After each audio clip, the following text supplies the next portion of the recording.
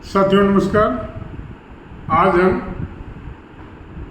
आओ संविधान को जाने इस कड़ी में बात करेंगे अनुच्छेद 76 का, जिसमें महान्यायवादी का वर्णन है। महान्यायवादी पद भारतीय संविधान में वर्णित उन पदों में है जिसमें इसे विशेष स्थान दिया गया है और उसे भारत का सर्वप्रथम विधिक अधिकारी के रूप में जाना जाता है।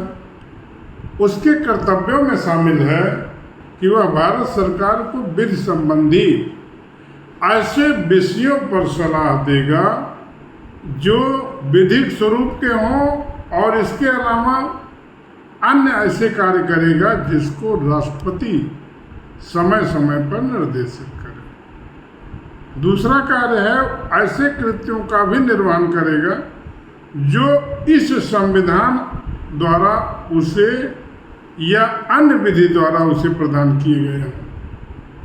अनुच्छेद 76 में उसके पद का वर्णन, उसके कार्यों का वर्णन किया गया है।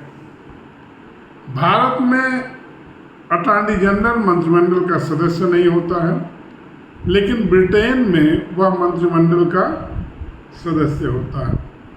उसे किसी भी सदन में, किसी भी सदन की समिति में की बैठक में बोलने का अधिकार है, परंतु he have no right casting vote, उसे वोट देने का अधिकार नहीं है।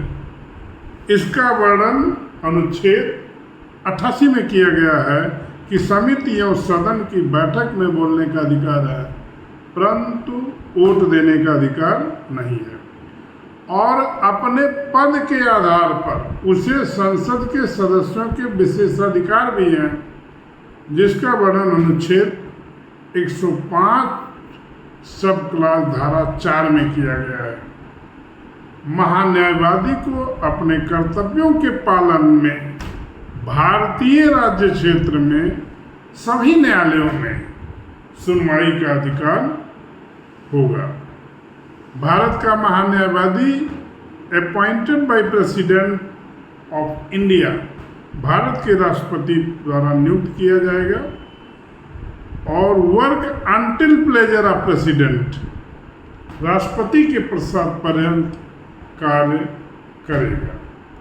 और उसकी जो क्वालिफिकेशन है, अहर्ताएँ हैं, योग्यताएं हैं, वह है कि वह उच्चतम न्यायालय के न्यायाधीश रूप में नियुक्त होने वाली अहर्ता उस पर भी लागू होती है।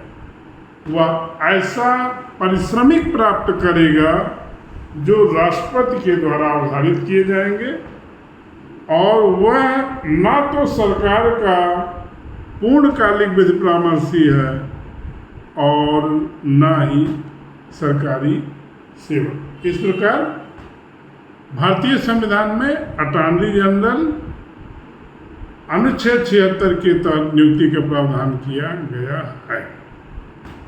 अनुच्छेद 88 कहता है कि वो सदन समिति की बैठक में भाग लेंगे, वोट देने का अधिकार नहीं है। और अनुच्छेद 105 का 4 सब क्लास ये कहता है कि